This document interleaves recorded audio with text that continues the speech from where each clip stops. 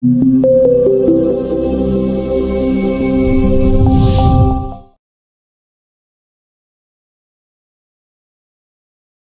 and welcome to Cloud Security, Keeping Serverless Data Safe, a panel discussion from Security Boulevard.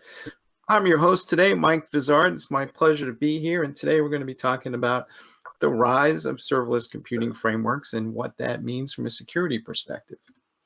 Our panelists today are Brian Joe, who's a Senior Director for Product Management at Signal Sciences, Shiri Itzvan, Product Manager from WhiteSource, Vikram Varakantam, Head of Products for Lacework, and Fulya Sengil, Senior Solutions Architect for Veracode. Everybody, welcome to the panel. Thank you. There's going to be an ebook that goes with this conference, so after you are done listening to this, feel free to download Keeping Serverless Data Safe, an ebook from Security Boulevard. So let's set the stage here a little bit. Serverless computing frameworks have kind of risen in popularity much faster than most people would have thought. Primarily, it's up in the cloud still, but it looks like it's going to be in every cloud you can imagine, and there'll also be some use cases on premise. But what's happening is that developers are sitting there and going, hey, this is awesome because I can reduce the amount of code inside my application. I don't have to write as much code to, for example, run an analytics function when all I need to do that is occasionally. So I just now write something called a function, and I put that into my API call, and I have that process external to my application, and therefore I can get something done a lot faster and much less expensive. And I have a lot of options in terms of what I want to keep inside my code base versus what I want to keep outside my code base. Of course, the thing about this is that all these serverless frameworks are just a friendly API call away. So what could go wrong? So that's where our panelists are going to lead us into this next discussion here. So guys, can we go through the challenges a little bit? And maybe we'll start with Brian and say, I could think of a dozen or more challenges, but when you think about serverless computing frameworks, what becomes the biggest challenge that you're seeing first, Brian? Yeah, what we see is that just having knowledge and awareness from a developer standpoint is one of the biggest challenges. So with serverless, one of the great things about it is that you don't need to know much about the infrastructure from a development standpoint, but that's also one of the challenges in that you don't know about the infrastructure. So you don't know what type of protection is already there. You don't know what kind of threats are possible. You're reduced a bit to just writing generic functions, as you mentioned, or applications without knowledge or context. That is actually very important to protect yourself from bad actors. So I think to kind of sum that up, really just the level of abstraction is both a help, but it's also a harm. And do you think that developers are making some assumptions about the security that exists in the cloud that may not actually be true? I think that's true. I think the offer of serverless is really convenience from a development standpoint. You're able to write functions or parts of your application faster, scale them up more quickly, and not have to spend as much time thinking about how it's going to work together. And so I think that with speed and velocity being the emphasis, it actually makes security even less of a consideration. And so I wouldn't say that it's necessarily false assumptions so much as maybe just not as many assumptions being made or not as much care and design being put into how the system is going to work holistically. Right. Developers always think it's somebody else's problem. Shiri, what's your sense of what the biggest challenges are, or what should people be looking out for? Yeah, so I definitely agree with Brian. Basically, you deploy a serverless function, and then it's someone else's problem. You're giving away sort of the responsibility and the control over your actual runtime environment to the cloud provider. So there is a great advantage, right? Fetching for the underlying infrastructure is not under your responsibility anymore. But on the other hand, you need to just think about the fact that some of the tools or the methods that you use, like endpoint security, for example, or WAF, which I guess we will talk about, is either not relevant at all or less relevant. And the other thing is that you're now basically only responsible for the data layer. And then your role in, writing secure code and giving the right permission to the functions actually plays a huge role. Similar to traditional application, but here there is a lot more emphasis on that. Vikram, do you want to add to that anything? It seems to me, at least, that there should be more demand for something that feels at least like a web application firewall in this regard, but it's not clear to me that people understand that that's part of their responsibility, or if, there's a whole conversation, especially in the cloud, around shared responsibilities. So do you think that maybe it's not just about the tech, but it's about the process a little bit? I think I do agree with both Brian and Sherry in terms of how the fundamental difference between serverless and the rest of the computing technologies, where the speed and scale are the forefront of considerations. And when it comes to actually responsibility, when it comes to matrix of what you're responsible for, a lot of it is abstracted away from the developers, right? End of the day, you're writing a business logic and a code, and you're expecting something downstream to be able to pick it up and run securely there. I do see a sense of, further down, the rabbit hole of shared responsibility. You're moving more and more away from the infrastructure to primarily into the code and the logic of the code. And you probably have to, look at two different ways of things, right? One is the tooling required to make sure that what you have written is baseline, appropriately verified from the coding standard point of view. And the second is the environment it's going in, the permissions, the nature of the function configuration, all of this does play a large role in terms of how you secure that function environment. There is, applicability in terms of where it runs as with regards to the primarily nature of API security. There is a nature where things like WAF can be useful, but not particularly be the only tool that you have at your disposal to be able to do this right. All right. And Folia, let's go to you. What's your favorite serverless security challenge these days? I think I already agree with Sherry, Brian, and Vikram, but also thinking about a little bit on the billing risk, for example. So if you think about, serverless architecture, since the architecture is most likely managed in the infrastructure providers, you don't even think about the, monetary consequences about the security risk. For example, if you are, facing with the DDoS attack, you might be actually losing money because you are using a lot of resources behind the scenes. Which, comes in, for example, creating timeouts in Lambda functions or other best practices in that area, as well as securing, for example, virtual private cloud environments with API gateways are still popular. So it's not just, code and,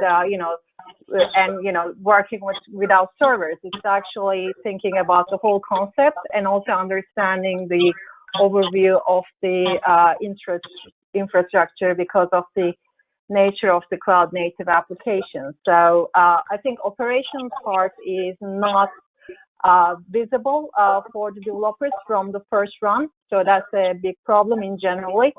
So that's why, for example, practices like not only shifting left, but also shifting up is coming in place. Yeah. Can you elaborate a little bit? What does shifting up mean? I think people get the idea of shifting left, but what does shifting up mean? Shifting up is actually based on the, normally traditional operational access roles as well as authorizations are managed by the operating system. However, now with the serverless, it's actually less controllable by the operations or an access model that is in a traditional way. So shift up means, in that sense, you need to actually create controls, part of the container or part of the infrastructure, and embed it to, for example, a Docker image, and manage the configuration that way. So it will be actually not attached to the actual operating system, but it is actually abstracted from operating system, but still visible and configurable from the development and DevSecOps perspective. All right. Hey, Sherry, let me shift to you for a second here. We talked about APIs briefly here for a second, and I wonder, does APIs kind of fall in the gap between the developer and the security team, or the ops team for that matter? And it seems to me a big part of this issue is the same issue we've been encountering with APIs across the board. It's not quite clear who's in charge of managing them and securing them. The developer creates them, and then they kind of just, I don't know, go away or disappear. So what is the future of API security as it relates to serverless security? Exactly. So this is a really good point. I think that even traditionally with APIs, even before serverless, there has been like sort of a vague, line there, whether this is something that, the security that is usually, traditionally it's not part of the developers team. Traditionally there is a separate security team, there is a separate development team. They maybe even don't know each other, don't speak to each other. So, and this is a very, very big gap, because sometimes the security person would say, I mean, in the good case where they actually look at the APIs, they would say to the developers, okay, you have to fix this and that and that. Either send them an email or open, something in a ticketing system, and then the developer would either fix it or not. And it's really hard to close the loop there, to make sure that things that the security person actually raised are fixed. I think that nowadays we're shifting more into the not even DevSecOps, but actually having our developers a lot more aware of security, whether if it's in how to write the code or how to secure the code. Potentially it can also reach the good case of like DevSecOps, where we have someone that is an expert in security in each one of the development teams, and you have the right processes in place. But even if we don't get there and we actually make developers a lot more aware of the security and give them the right tools to be aware of security, I think we solve like half the problem here. Right. Hey, Brian, do you think the battle isn't so much, is it about securing the serverless framework itself, or is it more about securing the things that the serverless framework is trying to access? For example, I talked to some folks and they're like, if the S3 bucket that you're trying to access data from is compromised, so is the serverless computing framework. So do people understand the relationship between all these different components? I think it's both. I think you can't have true security without securing both the business logic and runtime as well as the data. And typically with serverless type applications, they're sitting in separate places. So it's a bit of it's hard for me to pick one or the other, but I do think that both of them need to be addressed. And I just want to second Sherry's point earlier about how a lot of this ultimately boils down to I think a lot of the problem would be solved if developers were cognizant of security when they're actually creating the applications and designing their systems, because then security is built in as opposed to having to be found after the fact. I was just at a developer conference last week, actually, and what I found encouraging was the amount of interest that developers have in security companies, or at least security technologies that are more cloud-centric or cloud-native, in the sense that it's not so much, I think there's a stereotype of a developer as just being someone who's too busy and too short-sighted to think about the big picture and to think about security, but I think that's actually not true. I think the reality is that most developers care about their craft, care about security of their applications, but the tools that the industry has been providing them have just been cumbersome and difficult to manage. So I think there's a lot of room and a lot of appetite for developers to actually be more self-sufficient in regards to designing their applications and securing where they're storing things and in their overall system design. I think we just collectively can help them by giving them better tools and easier to use solutions. All right, then. Well, let's move on to our next topic then, since you brought it up. Let's start with Vikram here. But if you think about this for a minute, most of what people seem to be building around serverless computing frameworks is an extension of a microservices-based architecture, and for the most part, is being built with containers. So do you think that the container security and the serverless computing framework security are kind of a natural extension of each other, or are they separate motions, or what will be the relationship between these two platforms that are both coming up at the same time, as it were? No, great question, Mike. Serverless is, I would say, is a more optimized form of containerization of where you run your code. At a fundamental level, serverless and container security start with the same basis of requirements in terms of what kind of logic you're building, what kind of code components you're building from, where are you getting these code components from, do they have any inherent security vulnerabilities? I think all of those are pretty well understood and pretty well needed across both of those domains of both container security and serverless security. Where it fundamentally starts to diverge around is once it gets to the infrastructure component in terms of containers are more persistent. So you need a continuous assessment of your container runtime to be able to really understand how they're performing. Whereas serverless is pretty much an event-driven configuration. It's a point-in-time problem. It comes and goes. But the nature of how you configure or assess the environment it is running in, the permissions they have, the configuration of the files, all of those are very relevant to them. The big difference, however, is kind of, I'm going to try back to what Brian said earlier on, is there's a huge difference in terms of tooling and the maturity around how both of these tie together. The traditional way of doing things, or traditional non-cloud native tools, have brought in a lot of cumbersomeness to how developers think about security tooling when it comes to both of these environments. The good part is I think the container security is evolved, is mature when it comes to like a CI/CD pipeline integration, things like that. Serverless is too early. It's still evolving. I think the paradigms that we have learned from a container security world in terms of understanding your code, making sure that you have an appropriate level of risk in your code management, being able to configure the right permissions, all of those are still relevant, but the tooling still is very early when it comes to serverless technologies compared to containers. All right. Hey, Fulya, let me ask you this then. For many, many years, security people kind of viewed developers as maybe not quite the enemy, but not somebody that they trusted. And yet, as we go forward here in this conversation, you hear people talking more about DevSecOps, and of course, we're only maybe halfway down the road to DevOps as it is today anyway. But do you think that we need to get to some new processes around DevSecOps? What do they look like, and what are the roles or separation of duties between the security people and the developer people? Mm-hmm.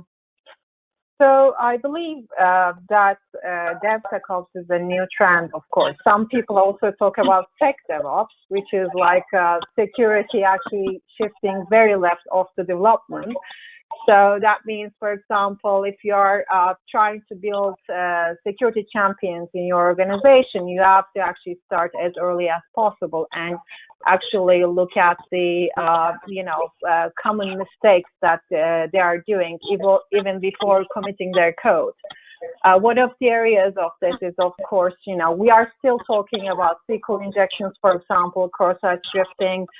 Even, we probably talked about it like 20 years ago. So it is a similar concept, and it is similar also, we have new generations of developers, so we need to teach them in that sense. And if you are using different tools as early as possible, and if you make them, encourage people to use them as early as possible, it will be easier to fix and easier in terms of the visibility as well. So, for example, if you are trying to use a library, an open source library, to ease up, the process that you are developing, then you might maybe first check the library itself as a first level of control and see if there's a vulnerability already found in that library, and then maybe decide to a safer version of it. So these kind of practices are common, as well as, learning a little bit more on the operations side, because it's, as you know, it's an infinite cycle of SDLC practices. And in terms of especially continuous delivery, not only continuous integration, you need to be on top of your game in order to understand what's going on. And also in the operations side, there are additional strategies like for example chaos engineering or similar that will help them to understand what's going on when they're actually deploying, and they need to see a real scenario to test. But if they start very early in development, I think it would be an easy way to repeat the pattern and understand best practices. Since we are still talking like prepared statements for databases or similar, I think it would be best to not punish them, but actually encourage them to apply new practices. And most of the companies are actually thinking about, for example, creating KPIs or metrics that will show them and make them visible to developers so that they understand what is the impact that they are doing in their code when they are first initially commit their code. So that's the way to go, I think. And also it will help them to look, for example, to the scan times, like automated tools that will help them to understand. Because traditionally, as you know, security is seen like a bottleneck in delivery of software. So everybody at the end saying like, oh, we have a security bug, we need to fix it now. So we have to hold the deployment to the production and, maybe spend another 2 weeks to actually fix these issues. But if you are embedded from day one, and if you can actually see these vulnerabilities in your backlog when you are planning your sprints, for example, it might help them, and also it might also educate them in that sense. Okay. Sherry, let me ask you this. Do you think that security people are going to need to learn how to program, or can I get to this separation where maybe the developers are responsible for implementing the controls, but the controls are defined by the security people and maybe verified by the security people once they're running? So I get to this kind of Ronald Reagan trust but verify model. Or is it going to be just too hard and maybe we need the developer people to become security experts from end to end? How do you see that coming together? Exactly. So the way I see it is that the security team definitely needs to pose, the guidelines, the processes, and the policies. So a security team can say something like, okay, if we're, for example, the open source dependencies, if there is a high severity security vulnerability defined by the NVD, we don't have a mitigation, we don't have a firewall, then this should not go in production. Okay, so this is like the baseline. Or baseline can be something like, okay, we need to perform, a pen test every once in a while and handle the results, and they will prioritize the results. So they sort of have to put, those guidelines in. And then this is like the CISO responsible for. And then when we look at the developers or DevSecOps or even DevOps, their job is to execute on, those guidelines or those policies. And the way that they will execute will usually be, to automate and code. So things like, for example, we discussed breaking your Jenkins or TeamCity build. If there is a high severity security vulnerability, it can be something that they, execute. They wrote the code. They wrote, the script that actually fails the Jenkins build. But it's not their job to decide what the severity level, what happens when the security issue cannot be mitigated. This is something that needs to come from the security team. And I think that definitely we will see, I believe that anyone in the organization will need to write more code. Whether if it's, security teams, but it's also like finance and HR, everyone eventually will need to have someone in the team or work with someone that codes, because that's just our world now. But if we look at security specifically, then I definitely think that it's a matter of having the right processes in place and automating them. The initial round can be quite expensive in terms of resources, and there's a learning curve. But then eventually, when you have all those processes in place, it actually becomes pretty easy. With if we talk about like implementing, DevSecOps or security tools. Right. Hey, Vikram, let me ask you something. When I talk to security people, a lot of the policies seem to be embedded into some sort of appliance sitting at the network edge. Can I take those policies and apply them to this brave new world of serverless and containers, or will I need new policies? And so by definition, I need different platforms to manage this whole new stack of software, essentially, because I know most security people don't want to write two separate policies, but at the end of the day, maybe they don't have a choice. I think a great question, Mike. What Sherry was alluding before is everybody today is in the value creation business when it comes to pushing new technologies and new code. And what it also means is that any technologies that you adopt as an organization need to be enablers for that value creation. In that sense, security is becoming everybody's responsibility, all the way from security teams responsible for outcomes to the developers building the code. The traditional tools have been more of a blockers, more of a gates where it's sitting on the edge trying to, prevent something that's written in stone to be able to say which is good or bad. I don't think that will scale with the world of microservices and containers and serverless security, where things are scaling at a moment's notice and everybody is involved in the process. What I see is the relationship between the security teams and the implementation teams, and more so in terms of the same relationship I see on the product and the engineering side. And ultimately, the security teams are defining the responsibilities, the policies, the outcomes, translating into execution goals. And the engineering teams and the developers or the distributed, value creation teams themselves are kind of assimilating these things and embedding into their workflows and processes and tools.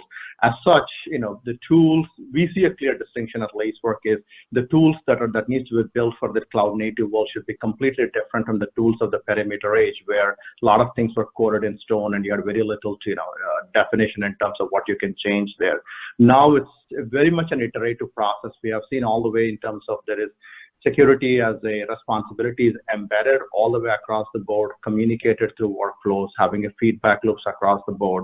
That is what seems to be working well, at least in our customer base, where security becomes everyone's responsibility. The policies are distributed and assimilated as workflows versus cut in stone type of things. Yeah, I just want to chime in on this one too.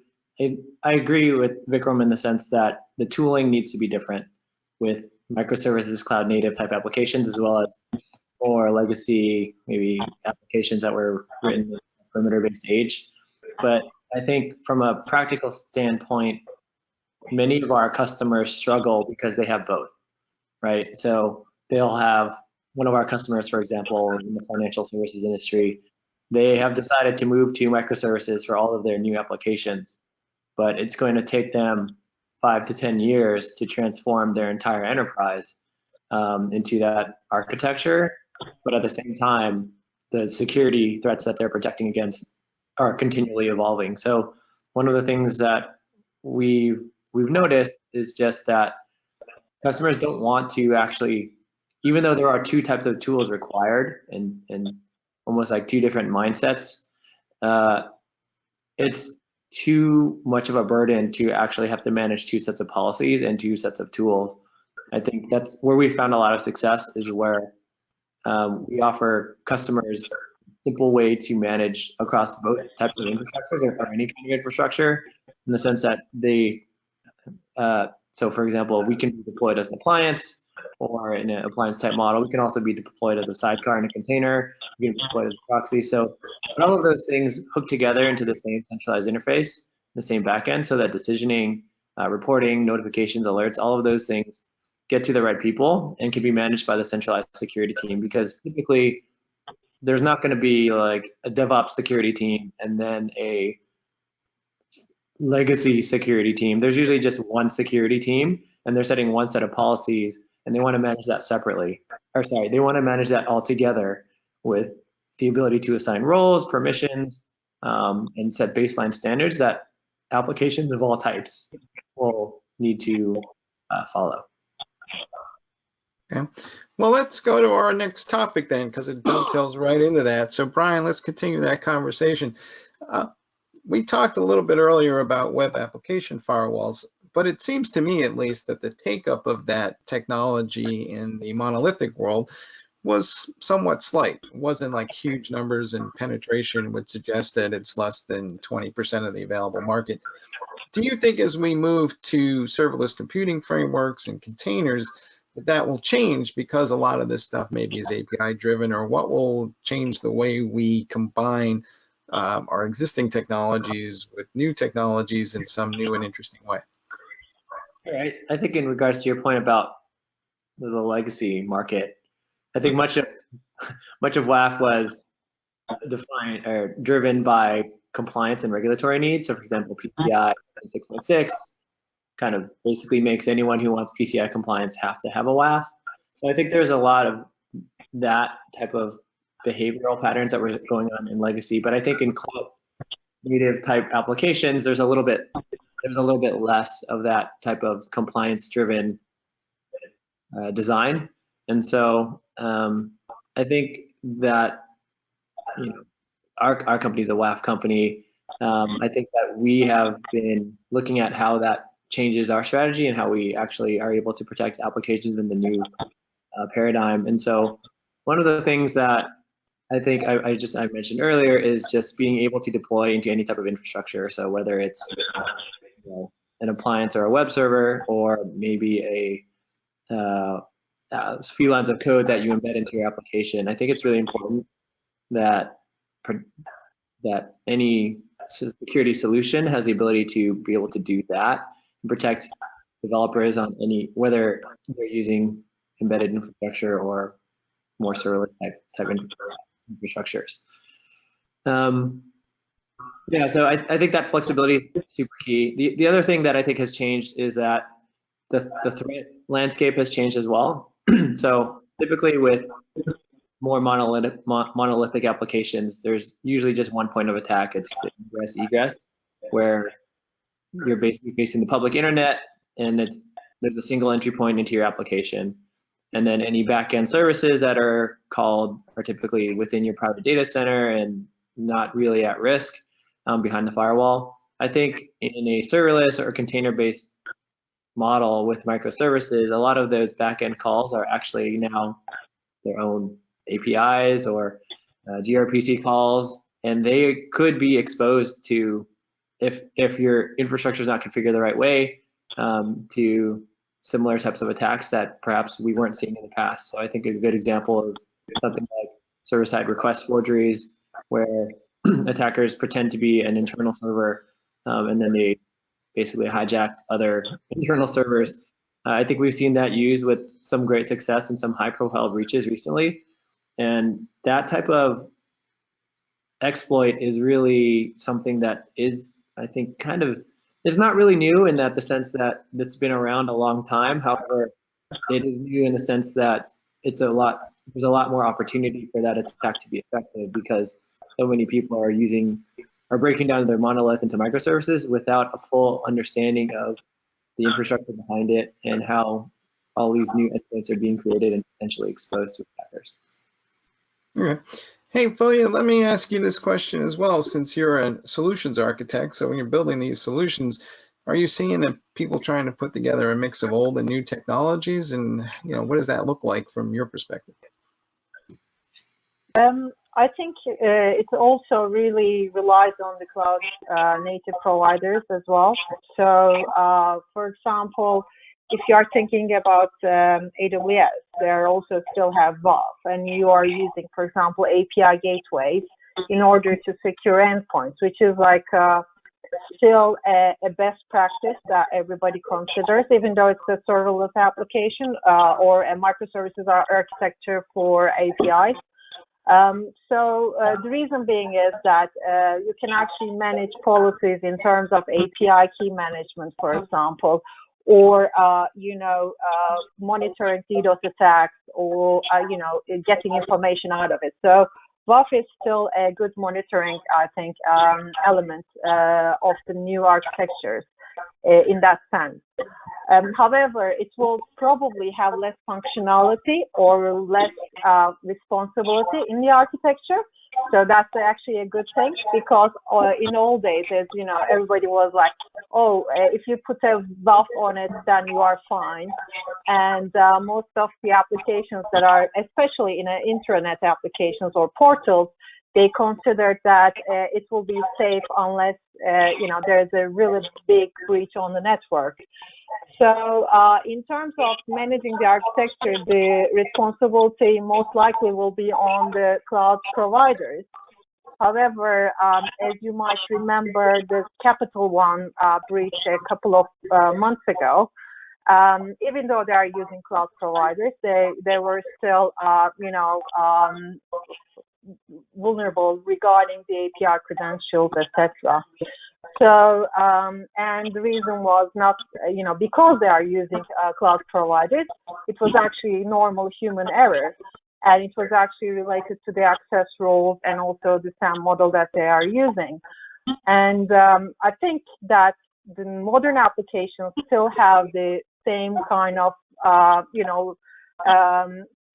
for example, structure of different things. And the principle of least privileges is still valid in any way, in the old or in the new architecture.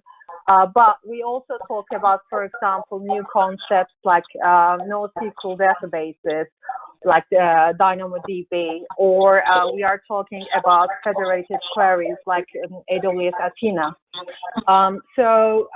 These are new, services that are part of the cloud native architectures, and I think it will also help people to understand more on the architecture and use more functionality. Also similar, managing containers like Fargate or similar, that will help people to rely on them more and maybe, configure everything manually. But we still need old architectures as well as new together, and it should be a synergy. And most of the new enterprise customers are also using hybrid models anyway. So they are not only relying on the cloud native, at least not at this point. And they still need to manage local infrastructures as well. So in my opinion, WAF is still a good tool, but the use case will be a little bit different than the old, days, I think. All right. Hey, Sherry, can you pick up on that theme a little bit in the sense of, when I look at serverless frameworks today, the most dominant one is Lambda. It's still early, and that's a proprietary implementation. And you guys specialize a lot in open source. So do you think we're going to see a lot more of these open source serverless computing frameworks? And as such, will I then need to figure out how to secure multiple serverless computing frameworks in multiple clouds? And how might I go about that or think about that?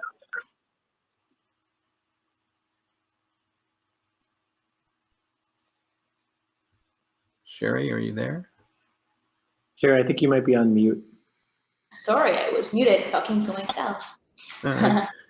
And yeah, so I definitely think that the open source is a challenge here, both in terms of, you will have multiple open source tools to secure your application, but also in terms of like your actual code, whether if it's functions or it's deployed in containers or even in traditional servers, you have a lot of open source code. Okay, so like some of the statistics are that around 80% of the written code today is open source. And this is quite a shocking fact, because this is one of the biggest revolutions in like the few, 10 years in the software world. So it touches all the different aspects of, software, and definitely serverless, because when it comes to serverless, I think that a lot of the existing tools cannot monitor properly serverless functions. So we're seeing some, with white source, there are some other tools in the market that do it, but this is a very big challenge for existing organizations to pick up on. One of the biggest challenges, both in open source but also in proprietary code, is like dependency scanning and making sure that you have your current library, the root library, but then maybe it calls 100 other transitive dependencies along the way. And you need to make that all of them are in fact secure. So we usually recommend using scanning tool, whether it's white source, or there are a lot of open source tools that do this quite well as well. So I think this is definitely one of the best practices when speaking about, open source and dependency scanning in the serverless world. All right, well, let's start moving over then to best practices, guys. So maybe we'll start with Vikram. What's your favorite best practice or your best recommendation for people as they start thinking about serverless frameworks right now and what they should be attempting to solve, or at least maybe prevent before it happens? I think I would recommend that start with an adoption framework in mind in terms of how you adopt serverless across your organization. That means you have the necessary workflows and the tool set built into managing the outcomes of the serverless architectures themselves. At the very minimum, I would recommend that one is understanding in terms of what's going to the serverless environment, in terms of the code and the quality of the code, the dependencies, things like that that your developers are using to build the serverless environment. Second is the tooling that is you're using to build the serverless environment, where possible, automate a lot of this stuff, right? There's no reason to re-implement stuff. Your CI/CD pipeline can be leveraged for serverless infrastructures as well. The third is more about, very similar to the last question you had, Mike, is understanding the context of serverless and the configuration of serverless is very provider-centric. I think this is where third-party tools like us will greatly simplify your abstraction paradigms, right? The difference between AWS Lambda versus Google Cloud Functions and Azure Cloud Functions is quite different. It's hard for any single organization to keep up with, what's happening in any one of these services. This is where a third-party tool will definitely help you to bring in the necessary best practices in terms of how these functions are configured and operating. The third is more of an operational domain. Is you got to bring in some element of runtime anomaly detection. That's something these infrastructures operate at scale. We ourselves use serverless on our side. We go from 100 invocation to 100,000 invocations depending upon any event there, and it's impossible for any human to be able to monitor and process the logs and things like this. So runtime anomaly detection baseline really becomes a key requirement from an operations standpoint, and it all dovetails back into do you have an incident response workflow dedicated to a serverless adoption or not? Brian, what do you want to add to this conversation as well in terms of what you see as best practices that go in on top of this that maybe people aren't thinking about or not paying enough attention to? Yeah, no, I agree with Vikram. Well, my joking answer was going to be don't do serverless. I think it's a little bit tongue-in-cheek. I think serverless is the shiny new object from a technology standpoint, and I think there are a lot of people out there who just want to try it out and use it because it's new. But I think the reality is it's very different than traditional ways of building software, and it is a great fit for certain types of applications, but not a great fit for more like most applications. So I think being intentional about when to use serverless and how is basically, I agree completely with Vikram's point on that. The other point I'll just also agree with is on runtime defense anomaly detection. I think, yeah, with serverless, the size and scale that you're looking at is really going to be very elastic and beyond the scale of an analyst. So I think having, and quite frankly, the threats are going to be very fast as well. So if your security isn't fast, then by the time you find out about it, it'll be too late. think having something that's at the runtime that you can just turn on and it protects you out of the box, I think that's a really important thing that everyone should be doing. And that gives you at least some runway with which to do more sophisticated analysis later. All right, Brian might not be getting that holiday card from the AWS Lambda team this year, but we'll see. Fulya, what's your recommendation to folks as they kind of look at this whole space, and what should they be thinking about? I think I don't want to repeat what Vikram and Brian said already. Additional to that, I think it's very important to rethink of your threat modeling and also assess your attack vectors in that sense. So it might be the case that the traditional models that you were thinking about is not there anymore. So in order to understand more on that, there are a couple of additional services that are available in different cloud providers that can assess the the attack vectors in a way that you can actually build a more efficient threat modeling in that area. And then also maybe thinking about, for example, using customized even runtimes for example, sensitive runtime calculations for Lambda or similar. So depending on the architecture, it might be a good, important case if you are trying to do a transformation, especially. You will first start with a good threat modeling strategy, and Mitra already had that kind of metrics as well as a framework that you can assess your risk. I think this is one of the important parts, because as far as it is a cloud native system, it is not only liability on the side of the cloud provider. It's actually your responsibility to look after what you are storing in terms of data, in terms of processes, and in terms of the application itself. And I think, additional to that, it comes with, for example, things like secure vaults, for example, part of storing your credentials for CI/CD systems in a secure way, or using API gateway for key management for API authorization. Things like additional, for example, runtime detection or interactive application security testing, which we normally include, like Node.js applications, and also maybe involving people who are actually testing the business logic of that application as part of the interactive application security testing. So these are all coming in place, but I think the most, maybe forgotten practice would be threat modeling in the first step. All right, cool.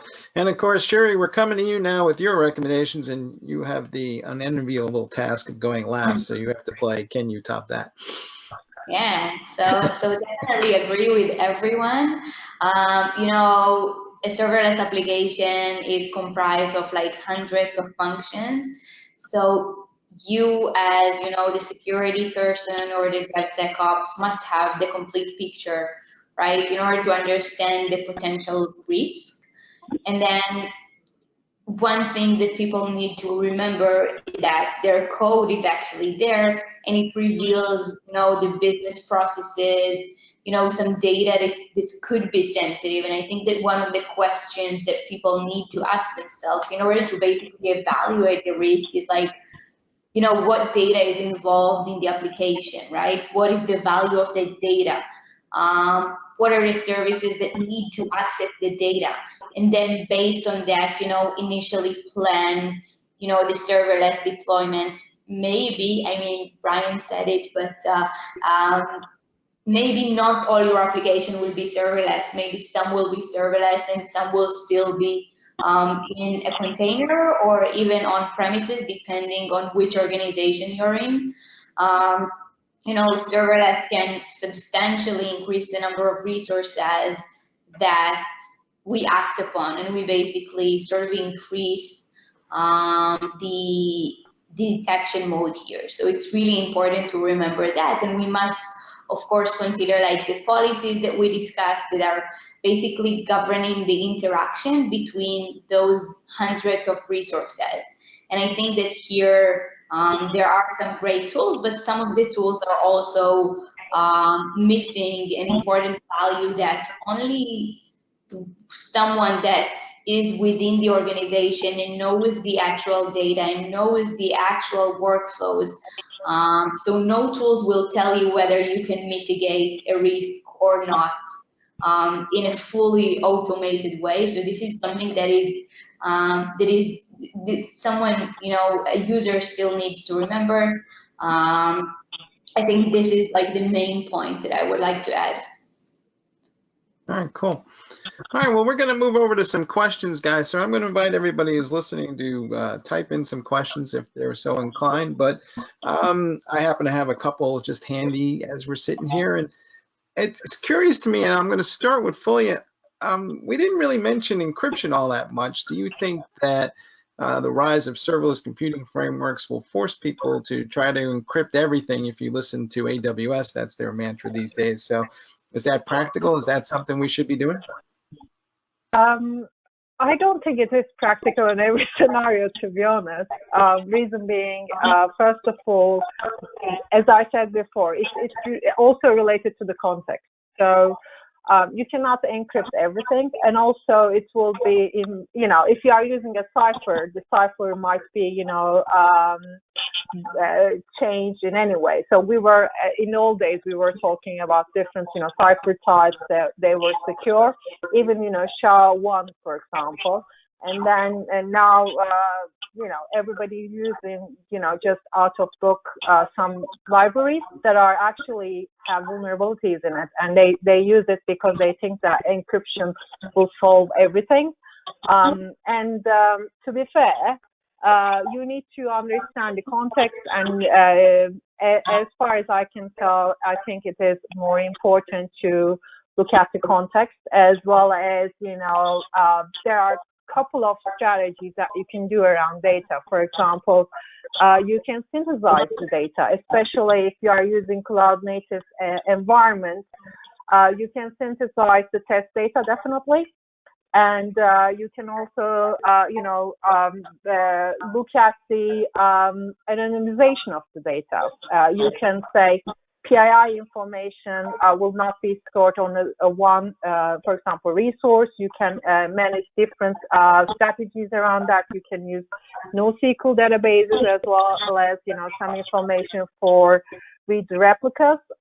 So the data, securing strategy is not only limited to encryption in any way. And you can also rotate keys, which is, normally best practice, but nobody thinks about it. They just authorize API keys, and then you sit on it over 3-4 years, even though you are not part of the company anymore, for example. This can, create more issues. I mean, encryption is, of course, good, but it also depends on the context and attack vector, what you're talking about. Right, and of course, somebody can always steal the credentials for the encryption, so it's exactly. only as good as the credentials. Or right? some people are just, committing their API keys to a, public repo or something. That happens as well. Right. So, yeah. Bikram, let me ask you something about monitoring as a best practice. Is that something that we should all be doing now regularly? Because it seems like if I look in the monolithic world, people only monitor maybe their most important applications. But if in the microservices world, everything is interdependent with each other, then do I need to have monitoring being a continuous best practice? Yeah, I think I'll kind of take it into two different ways. One is absolutely, I think the monitoring of, if you look at the monolithic world, traditionally monitoring was an afterthought in terms of how you manage your environments, and primarily done for compliance reasons, to quote Brian a little bit earlier. In the microservices world, monitoring is a continuous model. I think you got to not only just monitor, but you also continuously profile in terms of the impact of the monitoring results across the organization, whether it be threat, whether it be operations context. But end of the day, you're instrumenting to a very ephemeral world, and monitoring is the only thing that will help you to figure out if there was a context change in terms of the operations or in terms of the security. I do kind of want to be very, cognizant of the fact that a lot of the monitoring practices are pre-established in the monolithic world. What I mean by that is traditionally security teams have organized themselves around a tool like SIM in terms of being able to take their workflows from. Whatever the new age monitoring tools you bring into the mix for microservices will need to be able to feed into the SIMs where the team workflows are designed today. I do recommend that not change that aspect of monitoring, but actually enhance that area of monitoring. Okay. One other area, Brian, this one will go to you. Do we not do enough testing as it is, or do we need to do more testing as it revolves around serverless computing framework, specifically maybe in the area of unit testing? I don't know. That's a good question. I think testing, from a development standpoint, more testing is good. I think with regard to serverless in general, what's actually more important is more system-wide testing, since the serverless application is typically single purpose function. So a unit test is really just, it's not going to tell you all that much. But if you can do an end-to-end system test of sorts, or a scale test or a load test, I think that helps you understand the impact of more important things that are more relevant in the serverless world, like how does it scale, how does it fail over, how does it handle conflict with database read write, and things like that. So I think testing is important, and I think it's definitely just testing with a larger system scope in mind is definitely an area that can probably improve. From a security standpoint, though, I think sort of preemptive testing, scanning of applications, I think how that is evolving is that I think that's getting smaller and more agile. So just like applications, monolithic applications are being decomposed into smaller microservices, I think the same is true for application code, in the sense that typically when you run a scan, you wait till the application is completely written, and then you scan it, and then you come up with a list of everything that's wrong with it. But I think what we're seeing in the market is that applications, actually things like pull requests, so incremental changes to the application, are actually a good place to be doing some level of testing as well, because that actually aligns a lot of incentives. It aligns the developer who can no longer push their code to production or into the mainline branch because their incremental pull request didn't meet some sort of security test. I think overall it has a similar effect to something like pair programming, where you build quality into the actual CI/CD process and it results in better outcomes. So I think from both a performance and system design perspective, testing can improve, and I think from security perspective, testing is just getting faster. All right, cool. Sherry, your last question is going to go to you. And then maybe it's just me and I don't understand how serverless computing frameworks work, but in my experience, everything revolves around a log, but there's no log in the serverless computing framework. So what exactly am I looking for or monitoring or trying to figure out that's indicative of a compromise? So yeah, so first of all, there is a log, like for example, of course, one of the things that you can get in AWS are various tools that will, let you know what happened with the function, whether it was invoked, what was the amount of CPU in the memory, what is the number of invocation. All sort of that stuff is definitely covered. I think that we're looking more for usage metrics to understand whether something is going wrong or right, other than, the traditional log. Of course, even if we're working with function, it's still our job to make sure that there are logs in terms of like developers. If we write a function, we need to make sure that in terms of the application wise, it does consist of logs, and also various tools that can definitely help with, both the traditional like monitoring, but also securing the functions better.